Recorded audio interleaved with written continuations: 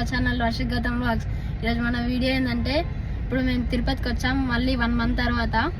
మాకు VIP దర్శనం ticket దొరికాయి, అందుకే వచ్చినాం.